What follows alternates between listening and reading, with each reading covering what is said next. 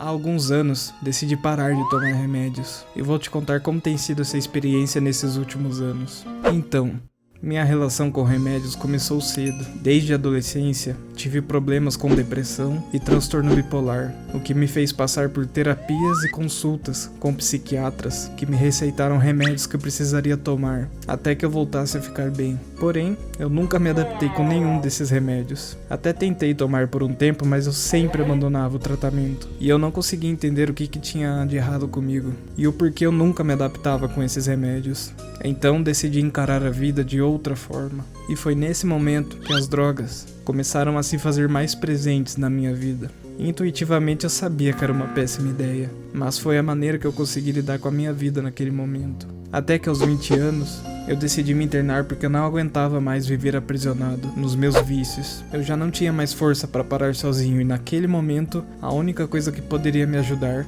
era a internação. Depois da internação, eu sabia que a minha ressocialização seria difícil, porque eu não queria voltar aos remédios, e muito menos para as drogas. Então começou uma busca incessante para preencher esse meu vazio interior, que começou a florar lá na adolescência. E lembrando do meu período internado, eu sempre ouvia nas palestras e nas reuniões sobre pessoas que conseguiram conquistar a sobriedade e a liberdade. Elas tinham uma relação bem próxima com Deus, o que eu não entendia muito bem porque eu nunca havia experienciado esse sentimento até pouco tempo atrás. E hoje eu entendo um pouco melhor o que eles falavam, sobre preencher esse vazio que está dentro de cada ser humano.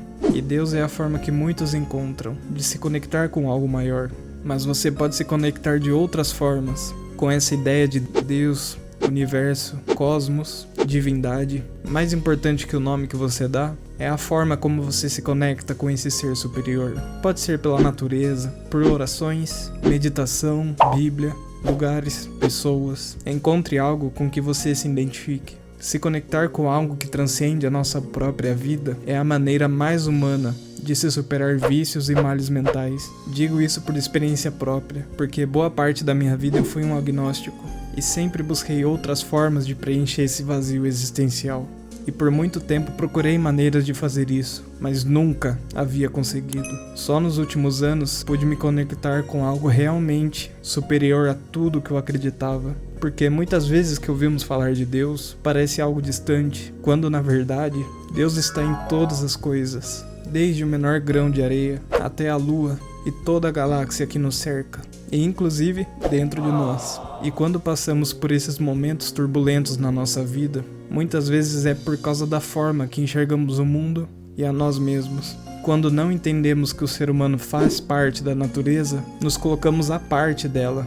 E isso é o maior erro do ser humano. Na tradição tibetana, isso é chamado de heresia da separatividade, o que, trazendo esse conceito para o ocidente, demos o nome de ego. E eles acreditam que é dele que se origina todo o mal. Quando a jornada do autoconhecimento começou na minha vida, comecei a entender melhor o que os tibetanos queriam dizer com isso. Quando acreditamos que somos o nosso ego, estamos nos aprisionando inconscientemente. Porque antes do ego existir, primeiro precisa existir o ser humano. Então, quando esquecemos de quem somos, vamos deixando o nosso lado humano de lado. E é nisso que se origina todo o mal. Quando somos verdadeiramente humanos em tudo o que fazemos, estamos estabelecendo contato com a própria natureza. E assim, podemos nos conectar com o todo. E sabe quem dizia isso lá, antigamente? Sócrates. Conhece-te a ti mesmo e conhecerá o universo e os deuses.